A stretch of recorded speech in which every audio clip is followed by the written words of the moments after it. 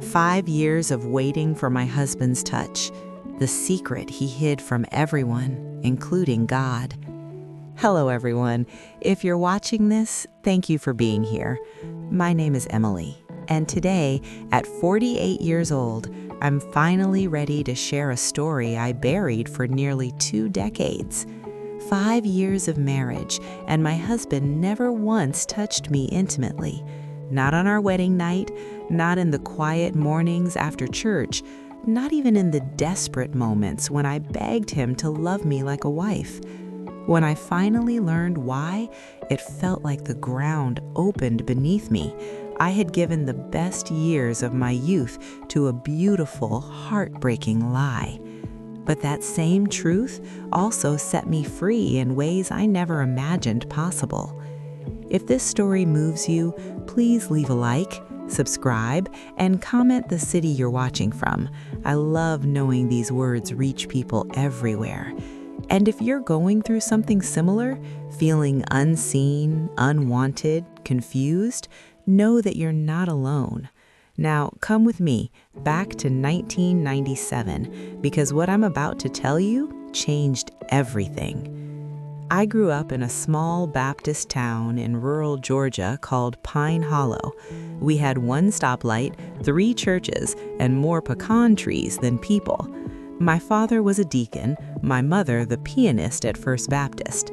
From the time I could walk, I was taught that my body was a temple, that purity was the greatest gift a girl could offer her future husband. We signed True Love Waits cards in youth group, wore promise rings, and memorized verses about fleeing youthful lust. I took it seriously. At 22, I had never been kissed beyond a quick peck on the cheek, never held hands without a chaperone nearby. I wasn't ashamed, I was proud. I believed God had someone special waiting for me. That someone appeared in the fall of 1997. His name was Daniel Whitaker. He was 26, tall, with soft brown eyes and hair always neatly combed. He just moved to Pine Hollow to take a job teaching Sunday school and helping with the youth group.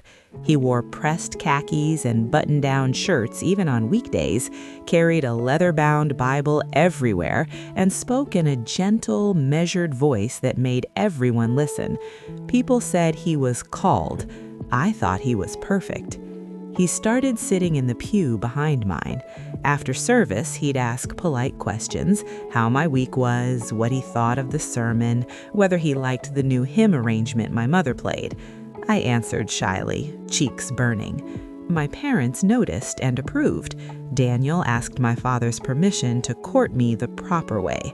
No movies alone, no late nights, always within Christian guidelines. Daddy shook his hand firmly and said, "You treat her like the treasure she is, son." Our courtship was everything I dreamed of as a girl. We went on walks around the lake with my younger sister trailing 10 steps behind. We attended revival meetings together. He wrote me letters, long handwritten pages quoting scripture and telling me how he prayed for our future family. He held my hand only after we were officially courting, and even then it was brief, respectful. Once, on a hayride with the youth group, he let his arm rest around my shoulders for a moment. My heart raced so hard I thought everyone could hear it. But he pulled away quickly, whispering, "We must guard our hearts." I thought it was beautiful self-control. 6 months later, on a Sunday evening in April 1998, Daniel asked me to marry him in front of the entire church. He knelt at the altar after the invitation hymn, held out a small white gold ring with a tiny diamond chip, and said, "Emily Grace, will you do me the honor of becoming my wife? Will you serve the Lord beside me until death parts us?" The congregation gasped, then cheered. My mother cried into her handkerchief. I said yes before he finished the sentence.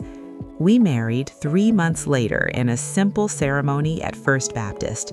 I wore a second-hand gown my aunt altered, carried supermarket roses dyed baby blue to match the bridesmaids. Daniel looked handsome in a borrowed navy suit. We promised to love, honor, and cherish. The pastor preached on becoming one flesh. I believed every word. That night, we drove to a little cabin the church rented for honeymooning couples, an hour away, modest, with a quilt on the bed and a tiny kitchenette. I was nervous, of course. I'd never seen a man undressed. My mother's only advice had been, submit to your husband and God will make it beautiful. I showered, put on the white cotton nightgown I'd sewn myself, and waited on the edge of the bed, heart hammering. Daniel came out of the bathroom in plaid pajamas, hair damp. He sat beside me, took my hand, and prayed a long prayer, thanking God for our union. When he finished, he kissed my forehead, tender, brotherly, and said, "Sweetheart, I'm more tired than I realized. The day was overwhelming. Can we just hold each other tonight and let tomorrow be our true beginning?" I nodded, swallowing disappointment.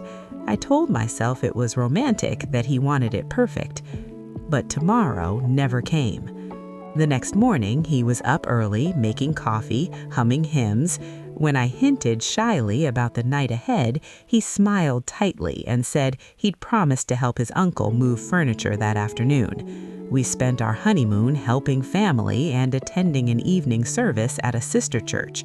By the time we got home to our tiny rented house near the railroad tracks, he claimed a headache from the train noise.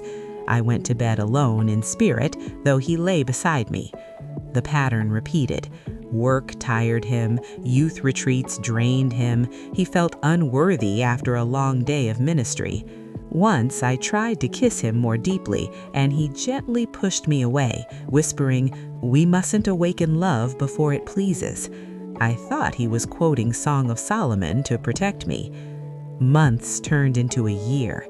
We had a nice little life on the outside, Sunday school teachers, potluck favorites, the young couple everyone admired. Daniel was affectionate in public, hand on my back during prayer, calling me darlin' in front of others. At home, he helped with dishes, brought me flowers, read the Bible aloud each evening, but when the lights went out, he turned away. Always an excuse, always gentle, always leaving me aching. My confidence began to crack. I wondered if I smelled wrong, if my body repulsed him. I lost 15 pounds the first year because worry killed my appetite. I bought prettier nightgowns, still modest but lace-trimmed. He thanked me sweetly and suggested I wear an old t-shirt instead. The satin made him too aware of temptation. I stopped wearing them. Church ladies started asking questions. "When are y'all gonna give us a baby to spoil?" my Sunday school teacher teased. I smiled and said, "In God's timing." Inside, I panicked. How could there be a baby when there had never been a marriage in the full sense? At our 2-year anniversary, I planned a special evening. I cooked fried chicken and peach cobbler, lit candles, wore my hair down the way he'd once said he liked. After dinner, I took his hand and said, "Daniel, I love you. I want to be your wife completely. It's been 2 years. Can we please try tonight?" His face went pale. He squeezed my fingers and whispered, "Em, I'm so sorry. I have a condition. The doctor says stress makes it worse. I'm taking medicine.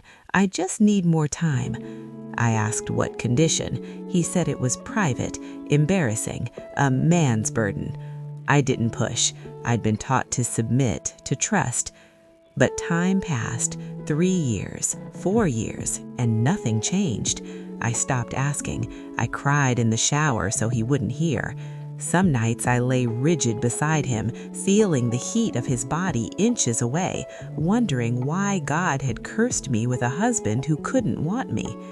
In the spring of 2002, a new family joined our church, the Millers from Atlanta. Karen Miller was 35, warm, and refreshingly blunt in a way small-town women rarely were. She worked as a nurse and volunteered in the church nursery. We became friends over diaper changes and coffee. One afternoon, after I'd snapped at a toddler out of sheer exhaustion, Karen pulled me aside. "Emily, honey, what's going on? You're not yourself."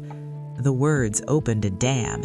In the empty nursery, surrounded by plastic toys and crayon drawings, I told her everything. The wedding night that never happened, the endless excuses, the condition he wouldn't name, how I felt ugly, broken, unworthy of love. Karen listened without judgment. When I finished, she hugged me hard. "Sweetheart," she said quietly, "this isn't normal. A healthy 29-year-old man doesn't go 4 years without touching his wife unless something deeper is wrong." I defended him instinctively. "He says it's medical. He's ashamed." She asked gentle questions. "Had you ever seen medicine bottles? Doctor appointment cards? Did he avoid all physical touch or just certain kinds?" I realized I'd never seen proof of any treatment. He changed the subject whenever I asked about doctors. Karen didn't push conclusions. She just said, "You deserve answers."